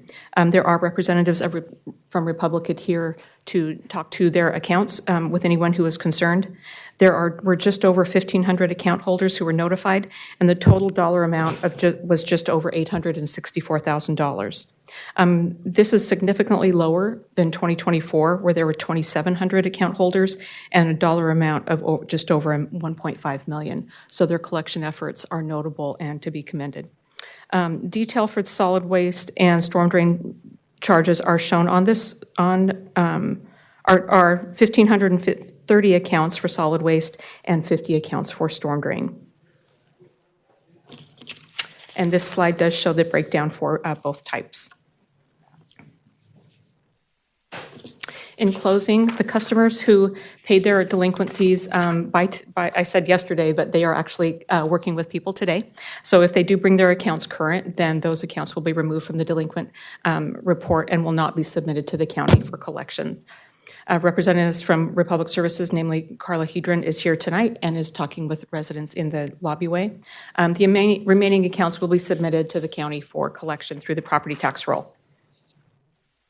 And so finally, staff recommends that City Council conduct a public hearing, adopt the resolution to approve and confirm the report, and request that delinquent charges be placed on the upcoming fiscal property tax roll. And I'm available for any questions. Thank you. At this time, I will declare the public hearing is now open and open up public comment opportunity. No one has signed up to speak. I'll close public comment and declare the public hearing is now closed. Any questions or comments? Looking to the right. Yep. Quick question. In the budget for this year, we included the ability for low-income residents to work through SMUD to help with utilities. So my question is, next year, when we perform this, will we ensure that we notify those who may be qualified for assistance, that they, am I mixing apples and oranges here? You see where I'm going with it? If someone is... Yeah, and what we offer is a reduced rate, 20% for those that qualify based on the SMUD low-income criteria, right? So that won't necessarily affect, somebody could still get a 20% discount, still be delinquent on their bill, and they'd still be part of this. Absolutely, process. 100%. I'm just saying that when we communicate with them, maybe we should say something of, if you qualify for blah, blah, right? Please do so you may get a 20% reduction in that. That's all I'm trying to join those two processes together. I know it was too late for this, but for next year, perhaps we could. So, does that make sense? I think so. So we are going through a process of making sure we're notifying people about the program. Correct. I think what you're suggesting is maybe as part of next year's delinquency notices, we could put an insert in there or something. By the way, we have offered this program. Correct. That could be another way of advertising what we offer. Correct, and maybe reduce it by 20%. Right. Their delinquency by 20% is what I'm saying. I guess we'd have to look at that because that's obviously in arrears. And so we need the timing of when they were eligible may not be able to go backwards in that. I think it's mostly prospective. Once you qualify, then your future bills, but we wouldn't necessarily take it as a reduction off past bills. Gotcha. So if we could include it as a flyer to say, hey, going forward, if you qualify for this, please take advantage of this. Okay, thank you. I know I was kind of mixing apples and oranges, but it made fruit salad. Thank you. Oh, I can support this. I'll make the motion. Any other questions, comments? You do? Okay, go ahead. It's like a nice ambrosia salad with the Philadelphia cream cheese in there. But I think but I do understand the intention because garbage, recyclables, green waste, they fit into the same overall design as a utility, and it's something that we should definitely be mindful for our residents. Very appreciative of the public services being here tonight to engage with the public, answer all questions, and provide some assistance where it could be had, because it shows that they are definitely a strong partner for the city and stepping up to the plate and helping and providing assistance where needed. So very happy that they are here for this tonight, and I want to thank Ms. Taylor Seaman for the presentation. Thank you. Councilmember Stewart, do you have any questions? Comments? No comments. Happy to second Councilmember Spies. All right, thank you. We have a motion and a second. All those in favor, please say aye. Aye. Thank you. And let's see, we did 02, so we're on 8.3. And item 8.3 is a public hearing to consider resolution approving a specific plan amendment to amend the Laguna Ridge Specific Plan and determination of a tentative subdivision map substantial conformance for the Treasure Homes Specific Plan Amendment and Substantial Conformance Project. Good evening again, Mayor Singh Allen, members of the Elk Grove City Council, Antonio Oblog, Community Development, here to present to you item 8.3, which is the Treasure Homes Project. With this project tonight, the applicant is requesting a specific plan amendment to amend the Laguna Ridge Specific Land land use designation for the area within the approved Treasure Homes 2 subdivision. Also requesting a determination of substantial conformance for modifications to the approved tentative subdivision map. Part of that substantial conformance finding is that there will be no change in the number of residential lots. It will stay the same. The project is located on approximately 56 acres on the north side of Bill B. Road, east of Bruceville Road.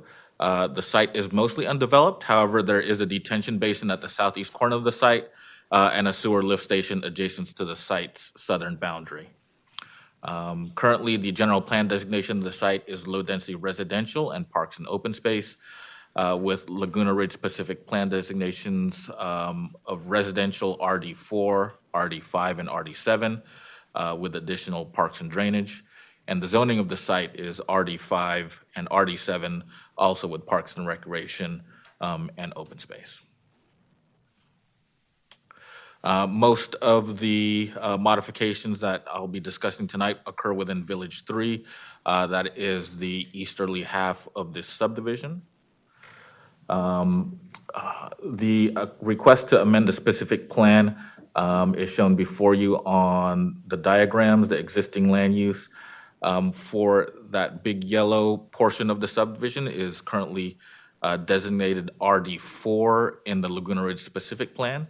The request is to modify the designation of that to RD7. And this is basically a cleanup back in, I believe, 2023.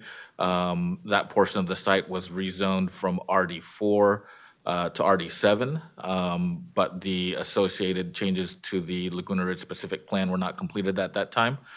So we're cleaning that up now, reconciling those existing zoning designations with the Laguna Ridge Specific Plan designations. We are also modifying that lower right corner of the project, and I'll talk about some of the drainage requirements that are driving that in the next following slides.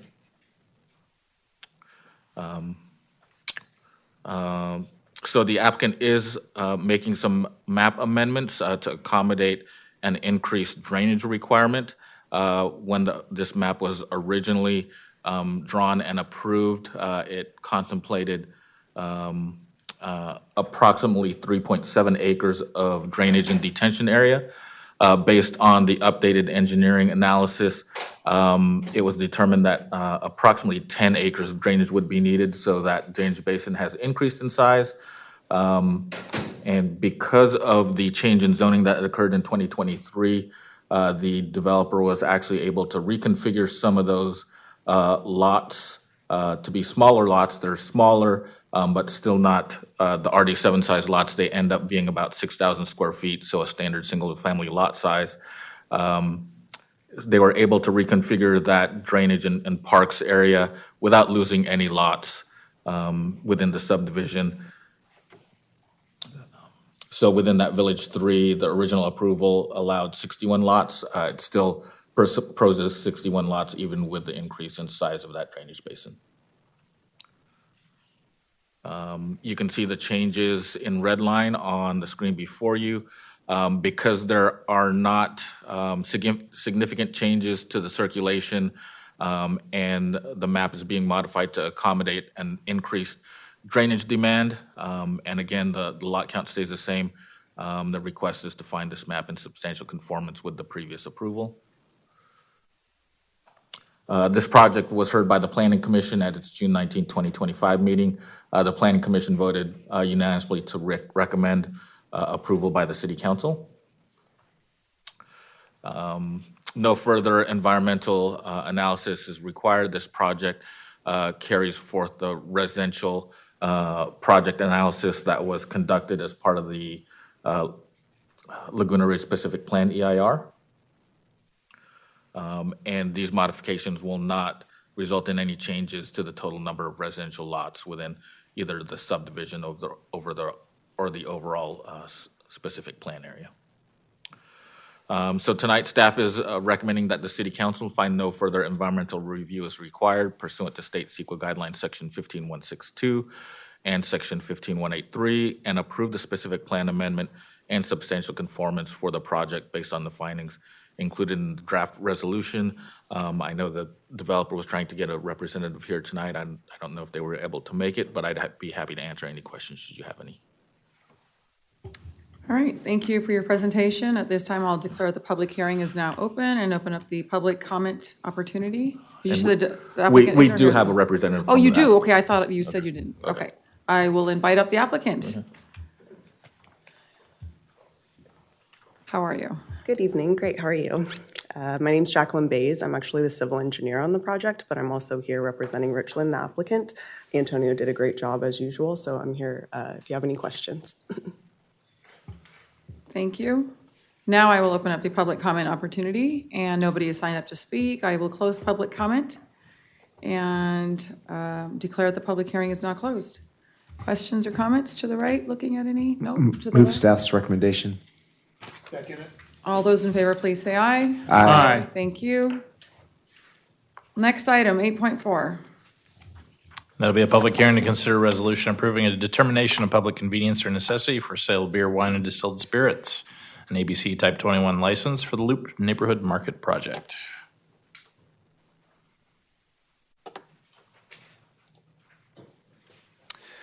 Good evening, Mayor, members of the City Council. Joseph Daggerman, Associate Planner in the Community Development Department. This is the Loop Neighborhood Market Letter of Public Convenience or Necessity. This project consists of a determination of public convenience or necessity, also known as a PCN, that would allow for the Loop Neighborhood Market to upgrade from a Type 20, which is an off-sale beer and wine license, to a Type 21 off-sale general license, alcohol license from the California Department of Alcoholic Beverage Control. A Type 21 license would allow for the sale of beer, wine, and distilled spirits for off-site consumption. If this upgrade to the Type 21 license is approved, the project site will surrender the Type 20 license. The project site is located at 8607 Elk Grove Boulevard on the northwest intersection of Elk Grove Boulevard and East Stockton Boulevard. It's adjacent to the Elk Grove Village Shopping Center, currently developed with a Shell fueling station and Loop Neighborhood Market, along with an attached car wash. Just make note, a PCN for the Type 20 license was approved by the City Council back in 2023. So before I use the floor plan of the Loop Neighborhood Market, the beer and wine will continue to be displayed in the previously approved areas of the store. Those are the rectangles that you see in red. The distilled spirits will be displayed in the locked cabinet area in the cashier area. That's the small area that's highlighted in blue. Sales will be from 6 a.m. to midnight. So this PCN, ABC requires that an applicant obtain a PCN when the establishment is located within a high crime area, which the crime reporting district has reported crimes that are 20% greater than the average of reported crimes for other subsectors in the city, and or when the census tract is deemed overconcentrated by ABC standards. Elk Grove is separated into 26 subsectors for crime reporting purposes. Elk Grove PD compiles crime statistics in 7 areas. The project site is located on subsector 5101, which reported 134 crimes in 2024. The 120% average for the number of crimes is 130. So this subsector is considered in a high crime area. Additionally, Census Tract 93.08, anything more than 3 licenses is considered overconcentrated in the Census Tract. There are currently 6 active licenses in the Census Tract. I will make note that CVS in the Elk Grove Village Shopping Center recently closed. They are in the process of surrendering and transferring that license out.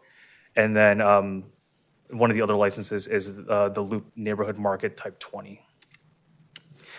You've seen this slide in my presentations in the past, but the City Council determines whether a public convenience or necessity will be served by the issuance of an alcohol license for the applicant's premise based on the following factors.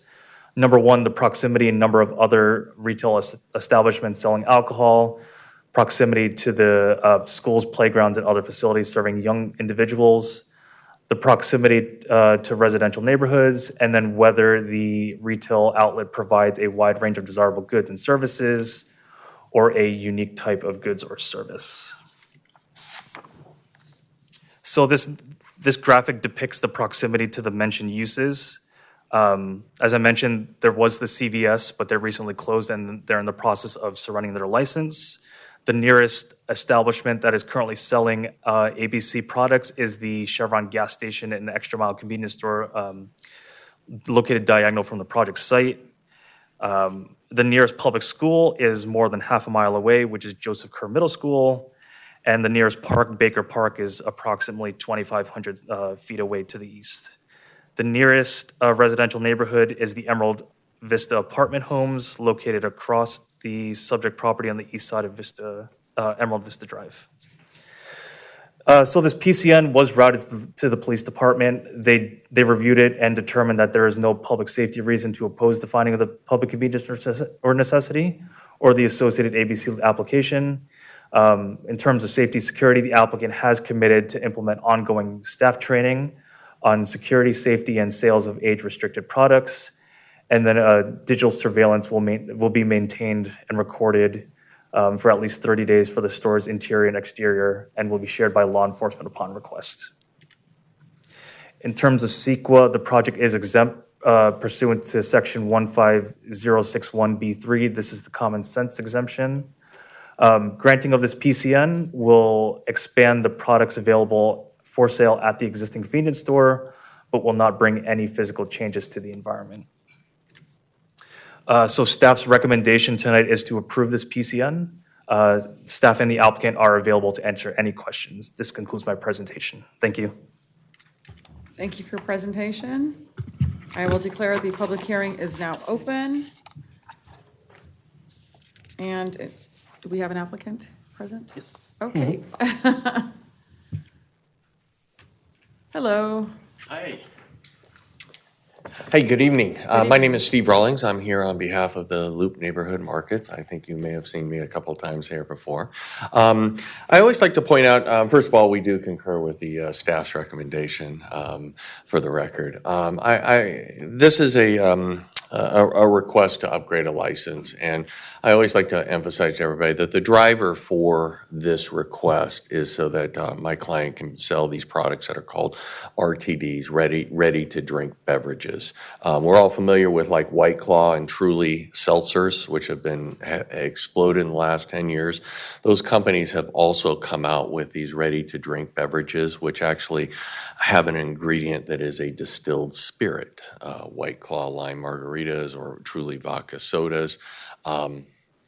The alcohol by volume, even though it's a distilled spirit, is the same as a beer or as the White Claw seltzers there. But because they contain a little bit of distilled spirits, ABC requires us to have a Type 21 license. And so hence the request today. We made a similar request on behalf of Rocket Convenience Stores, our other store on Harbor Point also carries these particular products. While we may inventory some bottles of distilled spirits, those bottles would be stored behind the cashier in a locked glass cabinet. The RTDs would be where our other seltzers are. So these products are by far and away the most popular products out there. Wine sales have declined quite significantly, and beer sales as well. Consumers are really attracted to this, and we would like our opportunity to stay competitive, and we've been selling beer and wine for the past couple of years, and I don't think we've been any kind of issue with that. And so with that, I appreciate it if we could have an opportunity to sell these products, and I'm available for any questions that anybody may have. Thank you. Thank you for being here. I will go ahead and open up the public comment opportunity. And nobody has signed up to speak on this. I will go ahead and close public comment and declare the public hearing is closed. Any questions, comments? Move staff's recommendation. Second. All those in favor, please say aye. Aye. Thank you. All right, next item, 8.5. And it's a public hearing to consider an ordinance amending Elk Grove Municipal Code Chapter 3.08 on uniform transient occupancy tax, and consider a resolution authorizing the city's consultant HDL to waive prior collections, penalties, and fees related to transient occupancy tax audit findings.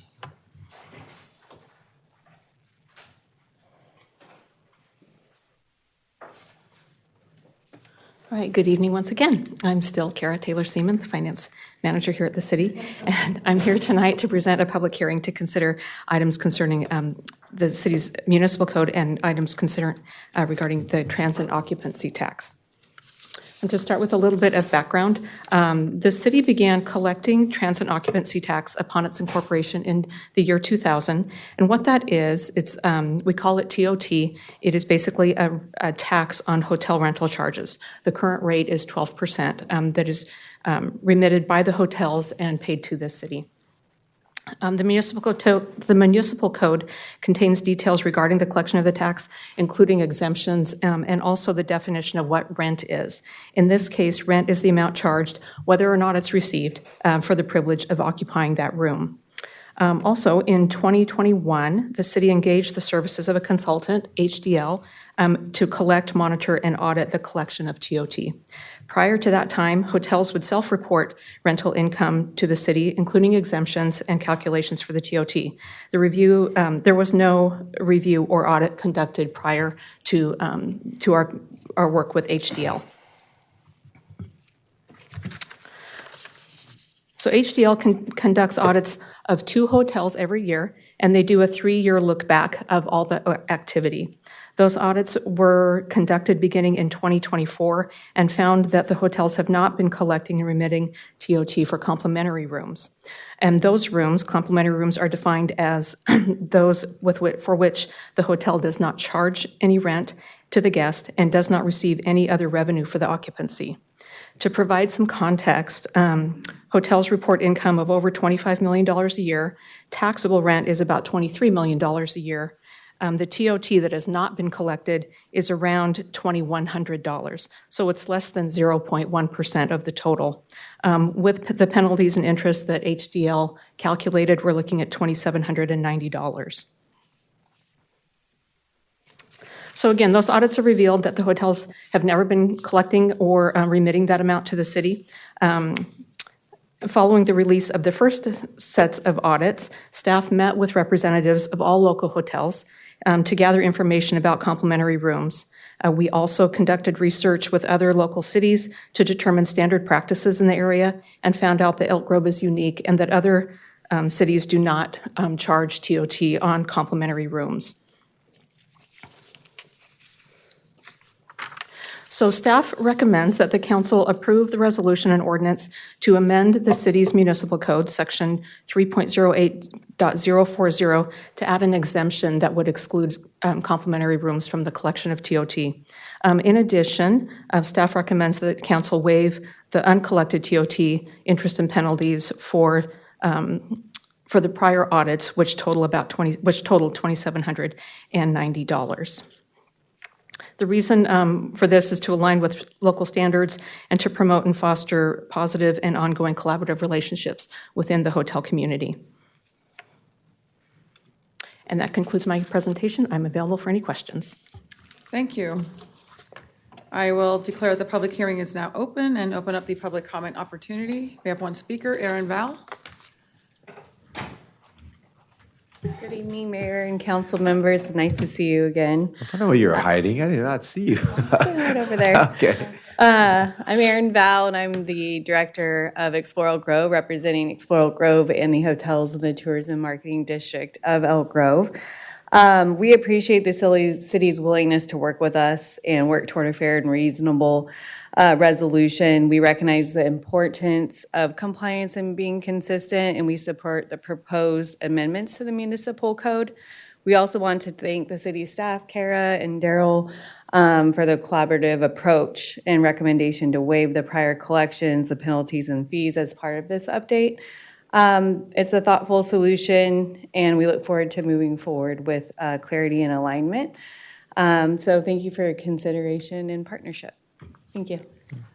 Thank you, Ms. Val. That concludes our public comment. I will close public comment and declare the public hearing is now closed. Let's see, any questions or comments? I'll look to the left. Nope, to the right. Any questions, comments? Motions 1 and 2. Second. All those in favor, please say aye. Aye. Just a random question. Do we collect a TOT on Airbnb? And how does this? Yes, we do. We have a company that helps us audit that as well. Okay, all right. Thank you. All right, so we've done 9.1. We are on, 11. Council comments, reports, future agenda items. I'll start with Councilmember Suen. I will waive my report. Thank you. Councilmembers Brewer. So we have myself and Councilmember Spees, we have Sacramento Public Library Authority tomorrow at the Sacramento County Administrative Offices at 3 o'clock. Thank you. Councilmember Spees. And I will waive my report as well. I will waive. We've been on summer recess, so we will have many reports coming up, I'm sure. Thank you. With that, we will go ahead and adjourn. I do have one thing I'd like to raise. Sure. If with the indulgence of the council. And so I know in our last city council meeting, I know Mr. Jim Kelly had approached us about taking a look at our policy on light and air easements and looking at setbacks and everything associated with that. And I wanted to see, and I just wanted, in what he's seeking, he is asking us if we could provide some clarity and bring this back at a future item in a council meeting to have that discussion on this very subject. But I wanted to check the temperature of the group to see if that's something that we would be willing to discuss. I personally am not in favor. I feel that staff has been readily available. I'm not sure what discussions would come about that haven't already been exhausted at the staff level. That's just the opinion of me. Well, similarly, yeah, and I would also add that I know, Mr. Kelly, I think you have the opportunity to file the application and have it brought to council for consideration to be removed. Are you addressing me or are you? I'm speaking. I see you in the audience, but I'm just speaking. But I would. I also am aware of some neighbors who may not want that. So for us to do it unilaterally, I think it would not be appropriate. So I think we need to have Mr. Kelly apply on his own and have us consider it. Right. And I align myself with that. I also did prepare an email that if he was to speak about it in public comment, I intended to send him tomorrow. So I think what has been said will be reflective of what I intend to send him in an email tomorrow. I get it. I understand the challenges that there is a process for which one can follow to do so. And I don't think there's an agenda item needed for that. Okay, fair enough.